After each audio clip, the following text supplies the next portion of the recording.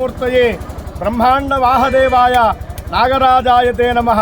మన ఆంధ్రదేశంలో ప్రముఖ పుణ్యక్షేత్రములలో ఒకటిగా వెలుగొందుతున్నటువంటి కృష్ణా జిల్లా మోపిదేవి గ్రామంలో వేంచేసినటువంటి శ్రీవల్లి దేవసేన సమేత శ్రీ సుబ్రహ్మణ్యేశ్వర స్వామి వారి దేవస్థానమునందు వార్షిక బ్రహ్మోత్సవ కార్యక్రమాలలో భాగంగా ఈరోజు ఆఖరి రోజు 6వ తేదీ నాడు మరికొద్దిసేపట్లో స్వామివారి పుష్కరిణి యందు తెప్పోత్సవ కార్యక్రమాన్ని ప్రప్రథమంగా దేవస్థానం వారు ఏర్పాటు చేసి ఉన్నారు.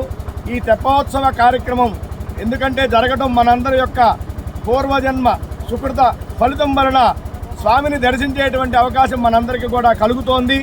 ఎవరైతే కళ్యాణ మహోత్సవాల అనంతరం స్వామివారి తెప్పోత్సవాన్ని గనక ఎవరైతే వీక్షిస్తారో, ఏ ప్రాంతంలో అయితే తెప్పోత్సవం జరుగుతుందో ఆ ప్రాంతమంతా కూడా సస్యశ్యామలంగా ఉంటుందని చెప్పి, అతివృష్టి అనావృష్టి బాధలు లేకుండా చక్కగా నీటికి కొరత ఉండదని చెప్పి మన యొక్క వేదవచనం.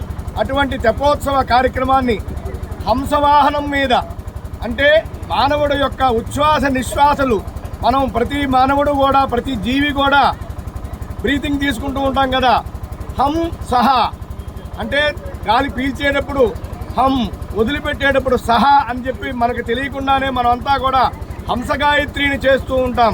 అటువంటి హంసగాయత్రిని మనం దర్శించలేం, మనలో ఉన్నటువంటి హంసని దర్శించలేం. కాబట్టి ప్రతిరూపంగా స్వామిని హంసవాహనారూఢుడై చేసి వల్లి దేవసేన సమేతంగా సుబ్రహ్మణ్యేశ్వర స్వామి వారిని హంసవాహనం మీద తెప్పోత్సవ కార్యక్రమాన్ని ఏర్పాటు చేస్తూ ఉంటారు. ఇదే కాకుండా విశేషించి ఎక్కడ తెప్పోత్సవం చేసినా కూడా ఇదే గూఢార్థం.